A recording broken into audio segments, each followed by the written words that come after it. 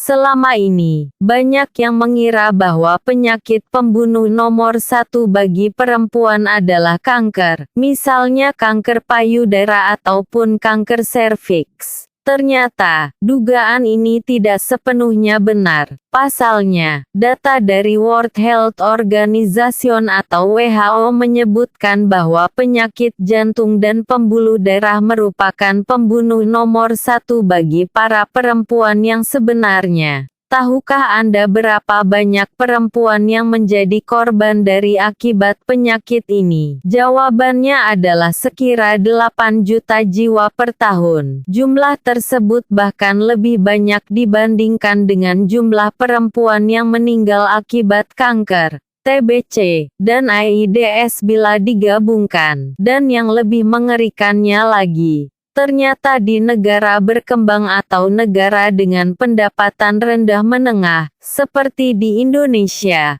perempuan cenderung lebih sering menderita penyakit jantung dan meninggal karena penyakit ini dibandingkan dengan jumlah penderita di negara yang sudah maju. Bukan hanya itu, di kalangan petugas kesehatan pun penyakit jantung lebih sering terlewatkan pada perempuan. Penyebabnya utama terjadinya hal ini adalah karena mereka menduga bahwa penyakit jantung sebagai penyakit laki-laki, seolah-olah perempuan tidak mungkin terkena penyakit jantung. Banyak akibat yang terjadi terkait dugaan tersebut. Salah satunya adalah penyakit jantung pada perempuan seringkali tidak terdeteksi secara baik atau tidak terobati secara optimal. Oleh karena itu, deteksi dini penyakit ini sangat penting untuk dicermati. Pasalnya, terdapat fakta bahwa perempuan yang terkena serangan jantung di usia yang relatif muda akan lebih fatal dibandingkan dengan pasien laki-laki seusianya. Namun, kebanyakan perempuan usia muda tidak menyadari akan hal ini sehingga cenderung menyepelekan deteksi dini dan penanganan faktor risiko penyakit jantung. Walaupun penyakit jantung dan pembuluh darah ini sangat berbahaya bagi perempuan,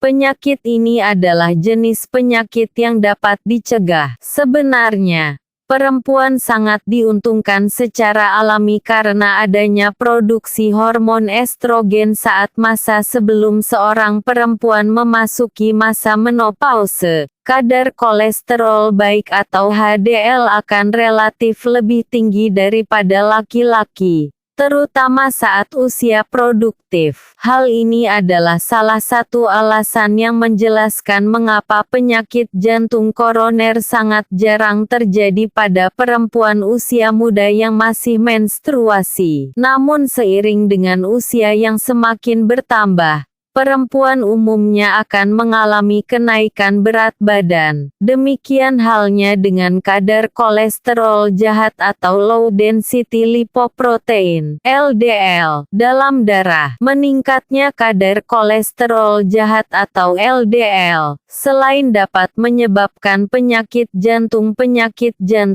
juga dapat menyebabkan penyakit kencing manis dan darah tinggi. Jadi, dapat disimpulkan bahwa deteksi dini faktor risiko jantung akan lebih baik dibandingkan dengan mengobati penyakit yang sudah terlanjur terjadi. Obati kencing manis, kontrol darah tinggi, stop merokok, dan tangkal kolesterol.